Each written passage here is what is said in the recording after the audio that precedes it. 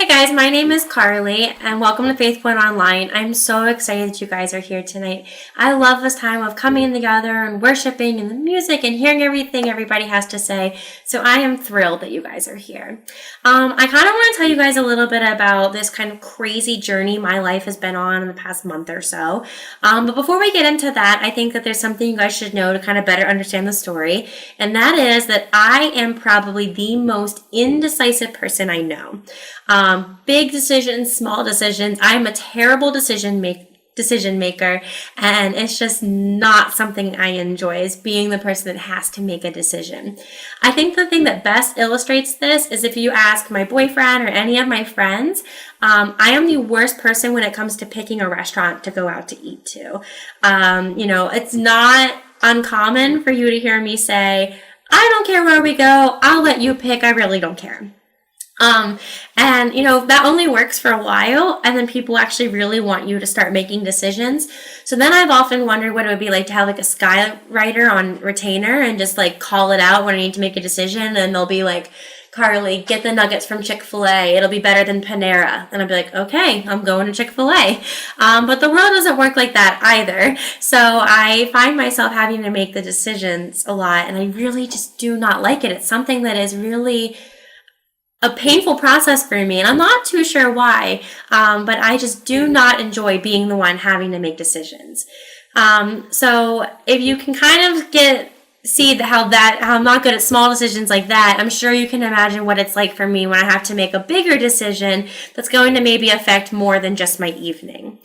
So a little bit about me. I'm a newspaper reporter. I previously worked in Hagerstown, Maryland, which was really great because it was super close to my family and my hometown in Middletown, Maryland. And it was a really great first learning experience. It was a great job. But about a month ago, another opportunity presented itself for a job in Charleston, West Virginia at a newspaper there. I went to college in West Virginia in Morgantown, which is a little closer to home.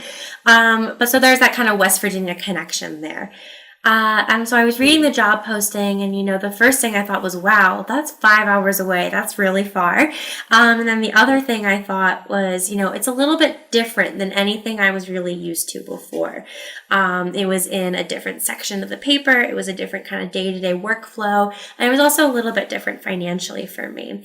So I just kind of saw it and thought, I'll think about it for the next couple of days. I'd applied for a couple jobs. And so I thought, it's something to consider for the next couple of days. But as I went about those next couple of days, I couldn't get it off my mind. I kept thinking about this opportunity and how much I wanted to be in West Virginia.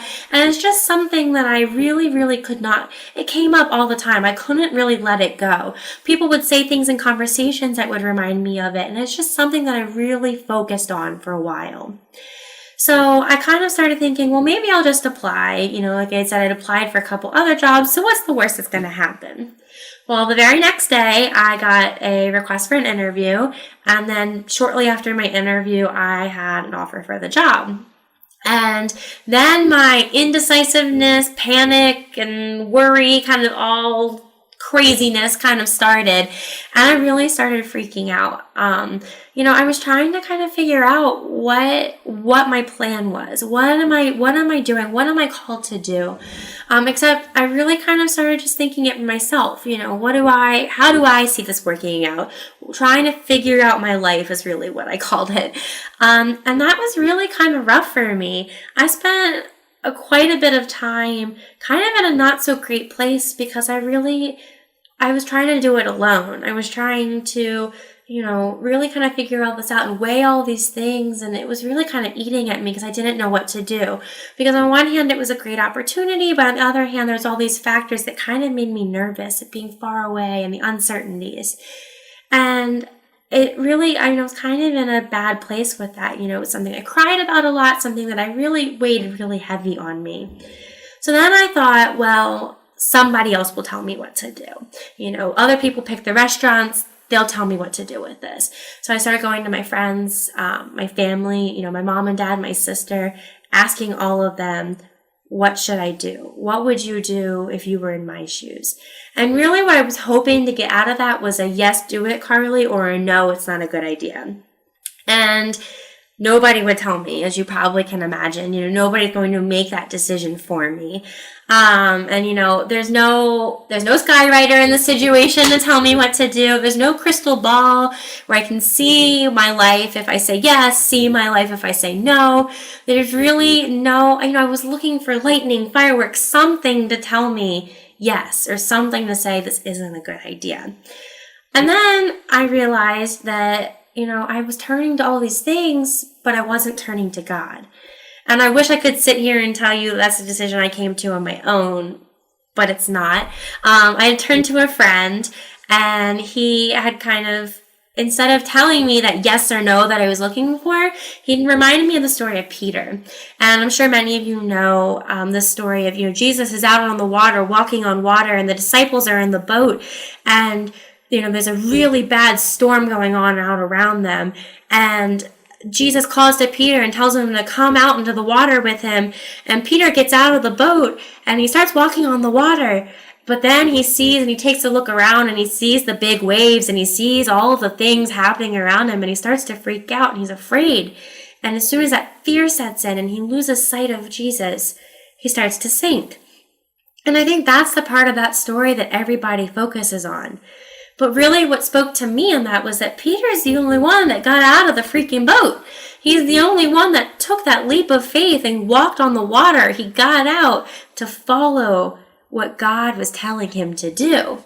So I kind of sat with that. My friend was telling me, and I thought to myself, like, this is why I can't get this opportunity out of my head. This is God calling me to get out of my boat, get out of my comfort boat in Middletown, where everything I thought was going great and where this is my plan and this is what Carly wants to do for herself. This was God calling me to get out. And even though there's this uncertain waters, and even though I think I'm scared, I'm going to sink, I'm going to fail, it's just so far away, God has a plan. And I needed to put my trust in him and listen to what he was telling me to come toward that plan, to go toward that plan, take those steps out into the uncertain water. And I wish I could say it was easy to listen to God, because it's definitely not, especially when you're like me and you're looking for a person or a crystal ball or a skywriter to tell you what to do. It's hard to take that step back and to listen to God.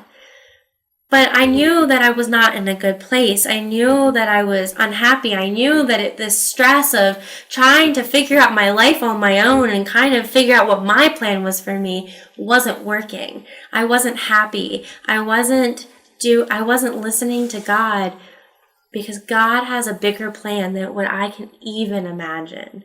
God's plan for my life is so much bigger than what was in that boat that I thought was my comfort zone and that I thought was where I was supposed to be. And, I think we can all kind of relate to Peter in that way. Whether or not we even want to get out of the boat, but we're in the waters, we see all these things, and it's so easy to be panicked. I've been here down in Charleston. I did take the job. I've been here about a week now. And, I know that it's not going to be easy. I know that there's an adjustment. I know that there's going to be uncertain waters. But I got out of the boat. And now I'm ready. I feel at peace. And that's really what I was looking for. I didn't feel that peace when I was trying to do this on my own. I didn't feel that peace when I was looking at the waves and thinking, oh my goodness, I'm not going to be able to do this. I felt that peace when I listened and I understood that this is what God is calling me to do.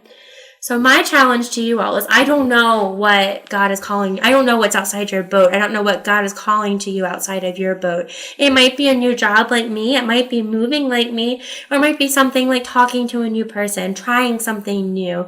Whatever it might be, my challenge for you is to listen to God and find that peace. Because while you're inside your comfort boat and while you're inside there, and the waves seem scary and it's terrifying, listening to God and knowing that you can trust him just brings so much peace to that crazy storm of all the uncertainties.